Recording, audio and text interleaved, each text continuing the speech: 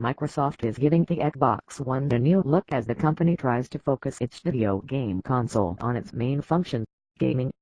On Thursday, Microsoft will start rolling out the biggest software update for the device since its launch 2 years ago.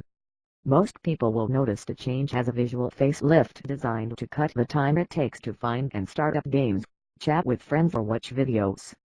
Also arriving with the update is the ability to play some games designed for the earlier Xbox 360. The shifts come as Microsoft tries to make up ground it has lost to rival Sony since both companies released their latest game consoles in late 2013. The PlayStation 4 has maintained its predecessor's sales lead internationally and wrestled the top spot in the US from Xbox 2. The Xbox One, the third version of the game console line Microsoft first released in 2001, represented a departure for the Redmond company. The device was pitched to consumers as a home entertainment hub, a bid to broaden its appeal beyond gamers and open for Microsoft such entertainment realms as video streaming and even original films or TV shows. The approach fell short. Gamers weren't as interested in a living room hub and were turned off by unpopular policies, repealed before the console's release, that would have required an internet connection to play games offline and restricted use of game discs. Within the Xbox team now, there is a focus on the core consumer, what they do, what they want to do, what they like, said Mike Ybarra, the director of program management at Microsoft, who oversees the design of the console software and Xbox Live online subscription service. They wanted the ability to do common tasks faster and easier. That's really the number one goal we have, Ybarra said.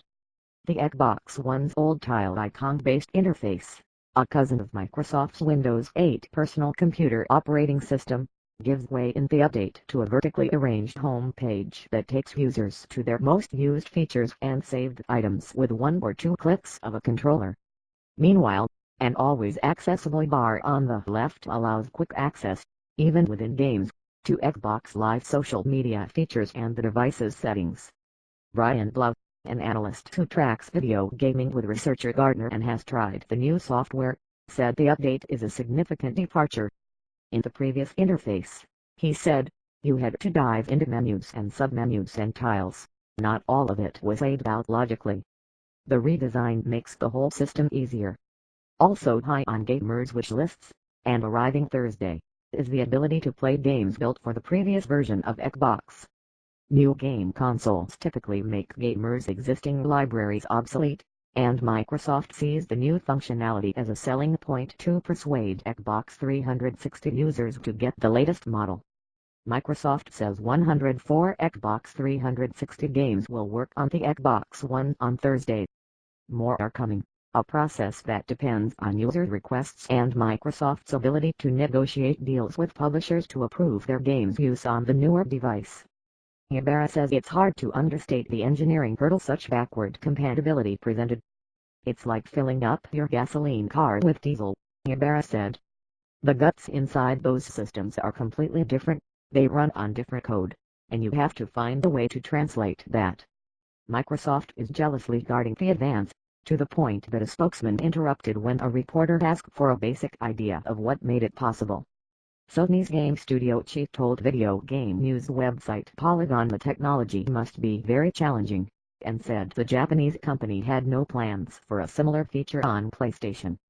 Microsoft is also trying to build ties between the Xbox and the massive audience of PC gamers using Windows. Xbox owners since July have been able to stream and play Xbox games using a Windows 10 PC screen.